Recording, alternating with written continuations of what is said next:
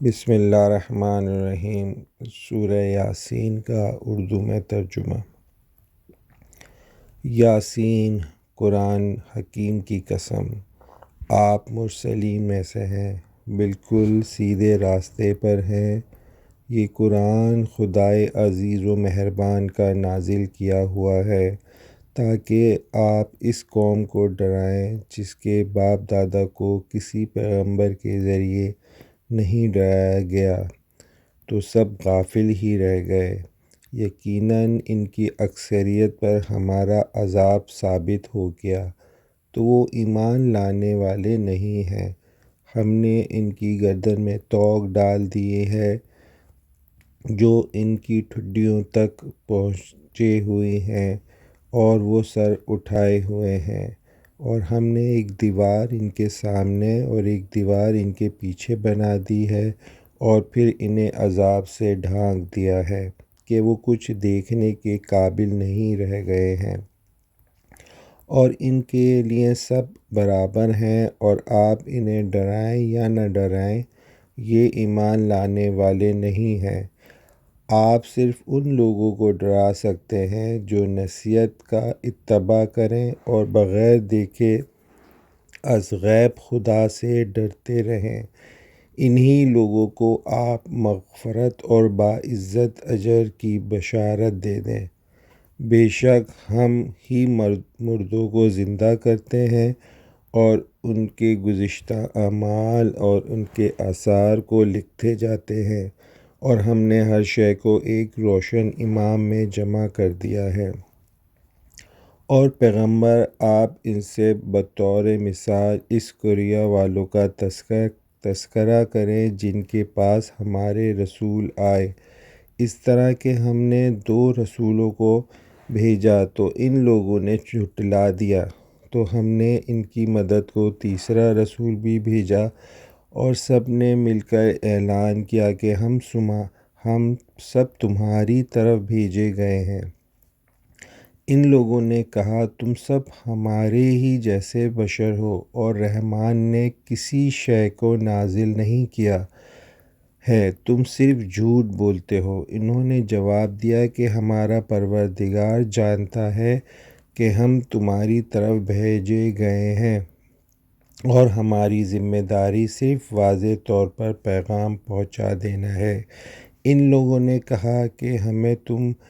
منحوس معلوم ہوتے ہو، اگر اپنی باتوں سے باز نہ آؤ گے تو ہم سنسار کر دیں گے اور تمہاری طرف تمہیں سخت سزا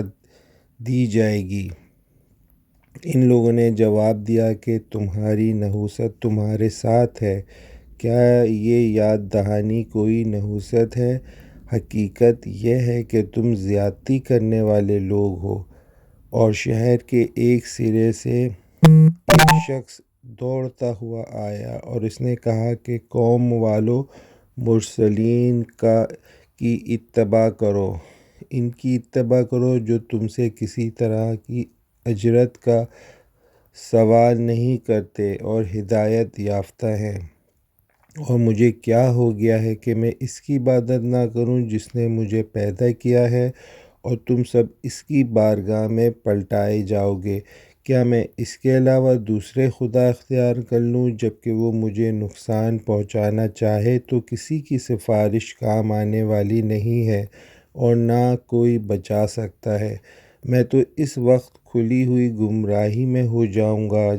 میں تمہارے پروردگار پر ایمان لایا ہوں، لہٰذا تم میری بات سنو۔ نتیجے میں اس بندے سے کہا گیا کہ جنت میں داخل ہو جاؤ تو اس نے کہا کہ اے کاش میری قوم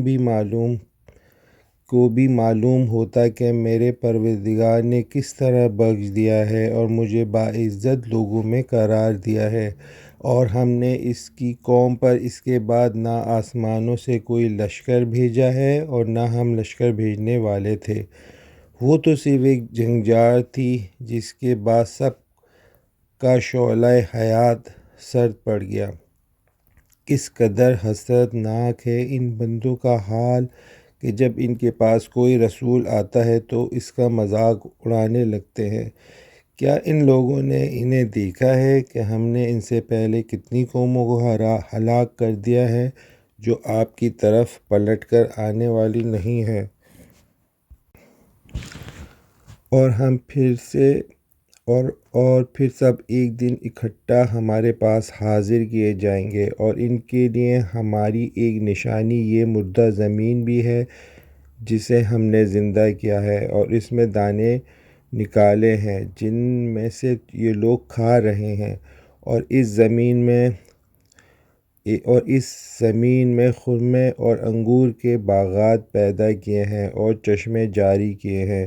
تاکہ یہ ان کے پھل کھائیں، حالانکہ یہ سب ان کے ہاتھوں کا عمل نہیں ہے، پھر آخر یہ ہمارا شکر کیوں ادا نہیں کرتے؟ پاک کو بے نیاز ہے وہ خدا جس نے تمام جوڑوں کو پیدا کیا ہے اور چیزوں سے جنہیں زمین اگاتی ہے، اور ان کے نفوس میں سے اور ان چیزوں میں سے جن کا انہیں علم بھی نہیں ہے، اور ان کے لیے ایک نشانی رات ہے جس میں سے ہم کھینچ کر دن کو نکال لیتے ہیں تو یہ سب اندھیروں میں چلے جاتے ہیں، اور آفتاب اپنے ایک مرکز پر دوڑ رہا ہے کہ یہ خدائے عزیز و علیم کے معین کی ہوئی حرکت ہے، اور چاند کے لیے بھی ہم نے منزلیں معین کر دی ہیں یہاں تک کہ وہ آخر میں پلٹ کر کھجور کی سوکھی ٹہنی جیسا ہو جاتا ہے۔ نہ آفتاب کے بس میں ہے کہ چاند کو پکڑے، اور نہ رات کے لیے ممکن ہے کہ وہ دن سے آگے بڑھ جائے، اور یہ سب کے سب اپنے فلک و مدار میں تیرتے رہتے ہیں، اور ان کے لیے ہماری ایک نشانی یہ بھی ہے کہ ہم نے ان کے بزرگوں کو ایک بھری ہوئی کشتی میں اٹھایا ہے، اور اس کشتی جیسی اور بہت سی چیزیں پیدا کی ہیں جس پر یہ سوار ہوتے ہیں، اور اگر ہم چاہیں تو سب کو غرق کر دیں، پھر نہ کوئی ان کا فریاد رس پیدا ہوگا اور نہ یہ بچائے جا سکیں گے، مگر یہ کہ خود ہماری رحمت شامل حال ہوئے اور ہم ایک مدت تک آرام کرنے دیں۔ اور جب ان سے کہا جاتا ہے کہ اس عذاب سے ڈرو جو سامنے یا پیچھے سے آ سکتا ہے، شاید کہ تم پر رحم کیا جائے، تو ان کے پاس خدا کی نشانیوں میں سے کوئی نشانی نہیں آتی مگر یہ کہ یہ کنارہ کشی اختیار کر لیتے ہیں، اور جب کہا جاتا ہے کہ جو رزق خدا نے دیا ہے اس میں سے ان کی راہ میں خرچ کرو، تو یہ کفار صاحبان ایمان سے تنزیہ طور پر کہتے ہیں کہ ہم انہیں کیوں کھلائیں، جنہیں خدا چاہتا تو خود ہی کھلا دیتا، تم لوگ تو کھلی ہوئی گمراہی میں مبتلا ہو۔ اور پھر کہتے ہیں اگر یہ وعدہ قیامت کب پورا ہوگا؟ اگر تم لوگ اپنی وعدے میں سچے ہو، اور در حقیقت یہ صرف ایک جھنگار کا انتظار کر رہے ہیں جو انہیں اپنی گرفت میں لے گی، اور یہ جھگڑا ہی کرتے رہ جائیں گے، پھر نہ کوئی وصیت کر پائے گا اور نہ اپنے اہل کی طرف پلٹ کر ہی جا سکے گا، اور پھر جب سور پھونکا جائے گا تو سب کے سب اپنی قبروں سے نکل کر اپنے پروردگار کی طرف چل کھڑے ہوں گے، کہیں گے کہ آخر ہمیں ہماری خوابگاہ سے کس نے اٹھا دیا ہے؟ بے شک یہی وہ چیز ہے جس کا خدا نے وعدہ کیا تھا اور اس کے رسول نے سچ کہا تھا، قیامت تو صرف ایک جھنجھار ہے، اس کے بعد سب ہماری بارگاہ میں حاضر کر دیے جائیں گے، پھر آج کے دن کسی نفس پر کسی طرح کا ظلم نہیں کیا جائے گا، اور تم کو صرف ویسے ہی بدلہ دیا جائے گا جیسے اعمال تم کر رہے تھے، بے شک اہل جنت آج کے دن طرح طرح کے مشاغل میں مزے کر رہے ہوں گے، اور وہ ان کی بیویاں سب جنت کی چھاؤں میں تخت پر تکیے لگائے آرام کر رہے ہوں گے، ان کے لیے تازہ تازہ میوے ہوں گے، اور ان کے علاوہ جو کچھ بھی وہ چاہیں گے، ان کے حق میں ان کے مہربان پروردگار کا قول صرف سلامتی ہوگا۔ اور اے مجرموں، تم ذرا ان سے الگ تو ہو جاؤ، اولاد آدم، کیا ہم نے تم سے اس بات کا عہد نہیں لیا تھا کہ خبردار شیطان کی عبادت نہ کرنا کہ وہ تمہارا کھلا ہوا دشمن ہے، اور میری عبادت کرنا کہ یہی صراط مستقیم اور سیدھا راستہ ہے۔ اس شیطان نے تم میں سے بہت سی نسلوں کو گمراہ کر دیا ہے، تو کیا تم بھی عقل استعمال نہیں کرو گے؟ یہی وہ جنت ہے، یہی وہ جہنم ہے جس کا تم سے دنیا میں وعدہ کیا جا رہا تھا۔ آج اسی میں چلے جاؤ کہ تم ہمیشہ کفر اختیار کیا کرتے تھے۔ آج ہم ان کے منہ پر مہریں لگائیں گے، اور ان کے ہاتھ بولیں گے، اور ان کے پاؤں گواہی دیں گے کہ یہ کیسے اعمال انجام دیا کرتے تھے، اور ہم اگر چاہیں تو ان کی آنکھوں کو مٹا دیں، پھر یہ راستے کی طرف قدم بڑھاتے رہیں، لیکن کہاں دیکھ سکتے ہیں، اور ہم چاہیں تو خدا ہی ان کو بالکل مسخ کر دے، جس کے بعد نہ آگے قدم بڑھا سکیں اور نہ پیچھے ہی پلٹ کر واپس آ سکیں۔ اور ہم جسے طویل عمر دیتے ہیں اسے خلقت میں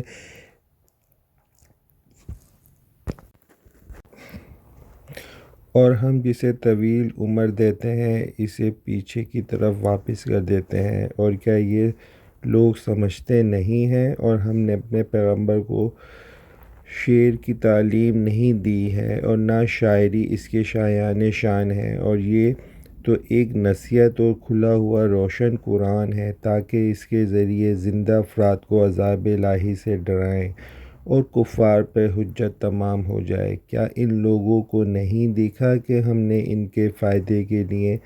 اپنے دست و قدرت سے چوپائے پیدا کیے ہیں، اور تو اب یہ ان کے مالک کہے جاتے ہیں۔ اور پھر ہم نے ان جانوروں کو رام کر دیا ہے کہ تو بعض سے سواری کا کام لیتے ہیں اور بعض کو کھاتے ہیں، اور ان کے لیے ان جانوروں میں سے بہت سے فوائد ہیں اور پینے کی چیزیں بھی ہیں،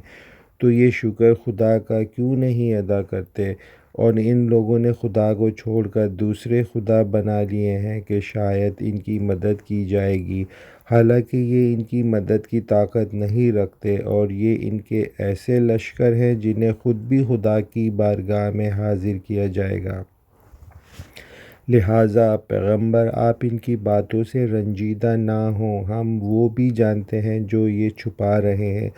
اور وہ بھی جانتے ہیں جس کا یہ اظہار کر رہے ہیں۔ تو کیا انسان نے یہ نہیں دیکھا کہ ہم نے اسے نطفے سے پیدا کیا ہے، اور وہ یک بار کی ہمارا کھلا ہوا دشمن ہو گیا ہے، اور ہمارے لیے مثل بیان کرتا ہے، اور اپنی خلقت کو بھول گیا ہے؟ کہتا ہے کہ ان کی پوسیدہ ہڈیوں کو کون زندہ کر سکتا ہے؟ آپ کہہ دیجئے کہ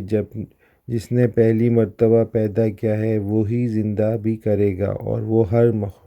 مخلوق کا بہتر جاننے والا ہے۔ اس نے تمہارے لیے ہرے بھرے درخت سے آگ پیدا کر دی ہے، تو تم اس سے ساری آگ روشن کرتے ہو۔ تو کیا جس نے زمین و آسمان کو پیدا کیا ہے وہ اس بات پر قادر نہیں ہے کہ ان کی مثال دوبارہ پیدا کر دے؟ یقیناً ہے وہ بہترین پیدا کرنے والا اور جاننے والا ہے۔ اس کا امر صرف یہ ہے کہ کسی شے کے بارے میں یہ کہنے کا ارادہ کر لے کہ ہو جا، اور وہ شے ہو جاتی ہے۔ بس پاک و بے نیاز ہے وہ خدا جس کے ہاتھوں میں ہر شے کا اقتدار ہے، اور تم سب کو اس کی بارگاہ میں پلٹ کر جاؤ گے۔